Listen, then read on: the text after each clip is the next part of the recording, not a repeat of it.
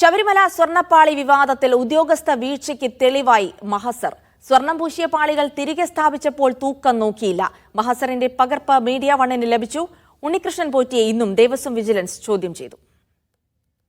ശബരിമലയിലെ ദ്വാരപാലക ശില്പങ്ങളിലെ സ്വർണം പൊതിഞ്ഞ പാളികൾ ചെമ്പാക്കി മാറ്റിയ ദേവസ്വം ബോർഡ് നടപടികളിൽ മുഴുവൻ ദുരൂഹത.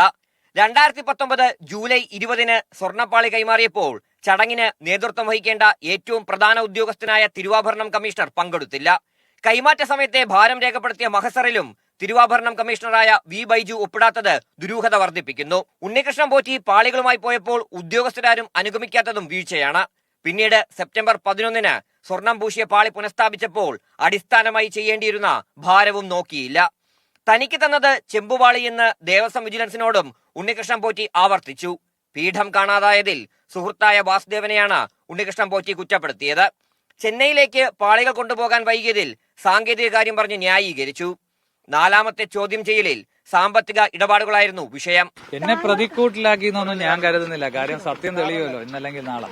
അതിനുള്ള സമയം തന്നാലല്ലേ പറ്റുള്ളൂ. ഞാനിപ്പോ അതിനെക്കുറിച്ചൊന്നും ഒന്നും പ്രതികരിക്കുന്നില്ല. ഉണ്ണികൃഷ്ണൻ പോറ്റിയുടെ നിർദ്ദേശപ്രകാരം ശബരിമല ശ്രീകോവിലിനുള്ള പുതിയ വാതിൽ നിർമ്മിച്ചത് ബംഗളൂരുവിലാണ്.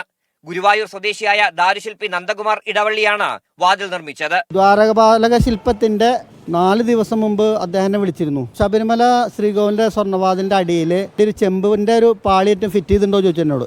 അപ്പൊ ഞാൻ പറഞ്ഞു ഞാൻ ഫിറ്റ് ചെയ്തിട്ടില്ലല്ലോ പറഞ്ഞു. അപ്പൊ ആള് ഫോട്ടോസൊക്കെ എനിക്ക് അയച്ചു തന്നു. ഉണ്ണികൃഷ്ണൻ പോറ്റി നൽകിയ മൊഴിയുടെ അടിസ്ഥാനത്തിൽ വരും ദിവസങ്ങളിൽ മറ്റ് സ്പോൺസർമാരെയും ഇയാളുടെ സുഹൃത്തുക്കളെയും ചോദ്യം ചെയ്യും.